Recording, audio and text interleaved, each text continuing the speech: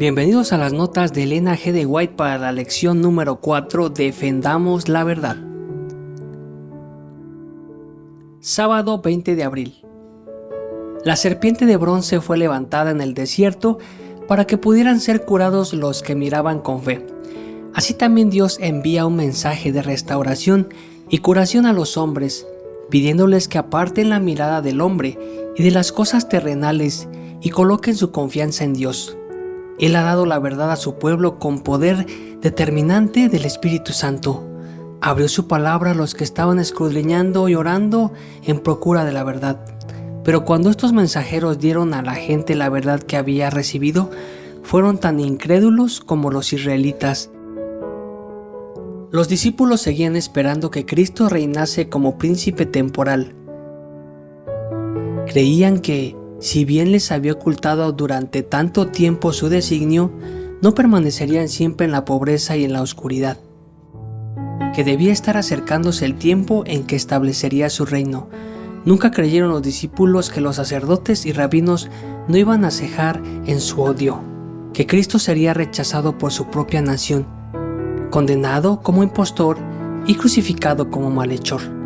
Pero la hora del poder de las tinieblas se acercaba y Jesús debía explicar a sus discípulos el conflicto que les esperaba. Él se entristecía al pensar en la prueba. Ahora había llegado el momento de apartar el velo que ocultaba el futuro. Desde aquel tiempo comenzó Jesús a declarar a sus discípulos que le convenía ir a Jerusalén, padecer mucho de los ancianos y de los príncipes de los sacerdotes y de los escribas y ser muerto, en resucitar al tercer día. En el siglo VI el papado ya estaba firmemente establecido. La sede de su poder se hallaba en la ciudad imperial y se declaró que el obispo de Roma era la cabeza de toda la iglesia. El paganismo había cedido su lugar al papado. El dragón había dado a la bestia su poder y su trono y grande autoridad, según Apocalipsis 13:2. Y entonces comenzaron los 1260 años de opresión papal predichos en las profecías de Daniel y Juan. Daniel 7:25 y Apocalipsis 13 del 5 al 7. Los cristianos se vieron obligados a elegir entre renunciar a su integridad y aceptar las ceremonias y el culto católico, o pasarse la vida en las mazmorras, o morir en el potro entre rejas, o víctimas del hacha del verdugo. Entonces se cumplieron las palabras de Jesús: mas seréis entregados aún por vuestros padres y hermanos, y parientes y amigos, y matarán a algunos de vosotros, y seréis aborrecidos de todos por causa de mi nombre.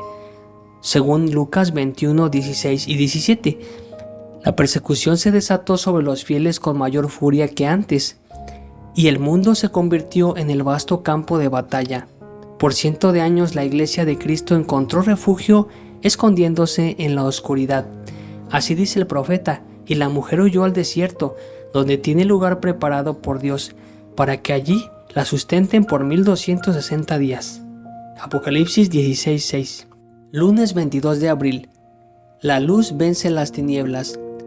Todo el que en ese día malo quiera servir sin temor a Dios, de acuerdo con los dictados de su conciencia, necesita valor, firmeza y conocimiento de Dios y de su palabra, porque los que sean fieles a Dios serán perseguidos, sus motivos serán condenados, sus mejores esfuerzos serán desfigurados y sus nombres serán denigrados. Satanás obrará con todo su poder engañador para influir en el corazón y oscurecer el entendimiento, para hacer pasar lo malo por bueno y lo bueno por malo. Cuanto más fuerte y pura sea la fe del pueblo de Dios y más firme su determinación de obedecerle, más fieramente tratará Satanás de excitar contra ellos la ira de los que, mientras pretenden ser justos, pisotearán la ley de Dios. Se requerirá la más firme confianza, el más heroico propósito para conservar la fe.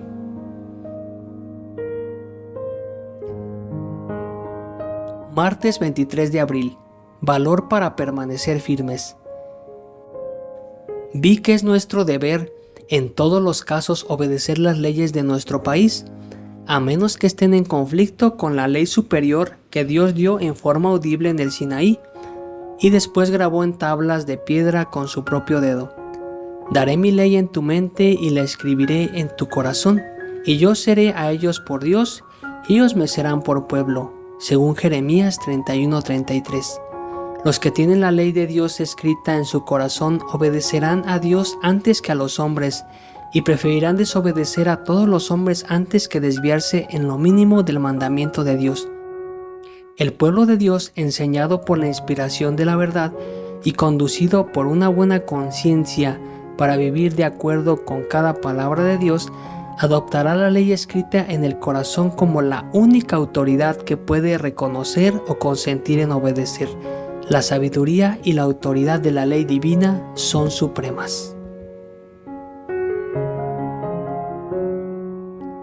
No permita que su fe vacile. Libre la buena batalla de la fe y eche mano de la vida eterna.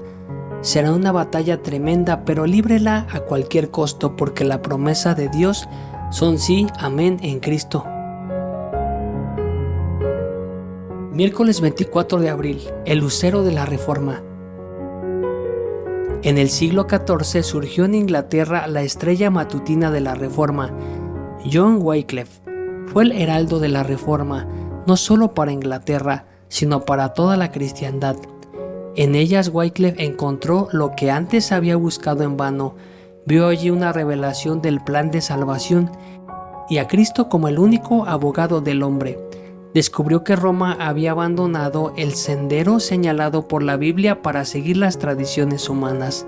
Se entregó a sí mismo al servicio de Cristo y se decidió a proclamar las verdades que había descubierto. La mayor obra de su vida fue la traducción de las Escrituras al inglés. Esa fue la primera traducción completa de la Biblia a ese idioma que se haya hecho jamás. La gente de Inglaterra recibió la Biblia en su propio idioma. De ese modo la luz de la palabra de Dios comenzó a proyectar sus brillantes rayos en medio de las tinieblas. Una mano divina estaba preparando el camino para la gran reforma. La historia de la redención, página 353 y 354. Jueves 25 de abril, animados por la esperanza. ¿Cuál fue la fortaleza de los que en tiempos pasados decidieron persecución por causa de Cristo? Consistió en su unión con Dios, con el Espíritu Santo y con Cristo. El vituperio y la persecución han separado a muchos de sus amigos terrenales, pero nunca del amor de Cristo. Nunca es amada de su Salvador el alma combatida por las tormentas de la prueba, como cuando padece afrentada por la verdad. Yo la amaré y me manifestaré a él, dijo Cristo, según Juan 14:21. Cuando el creyente se sienta en el banquillo de los acusados ante los tribunales terrenales por causa de la verdad, está Cristo a su lado. Cuando se ve recluido entre las paredes de una cárcel, Cristo se le manifiesta y le consuela con amor. Cuando padece la muerte por causa de Cristo, el Salvador le dice: podrán matar el cuerpo, pero no podrán dañar el alma. Confiad, yo he vencido al mundo. Juan 16:33. No temas, que yo estoy contigo.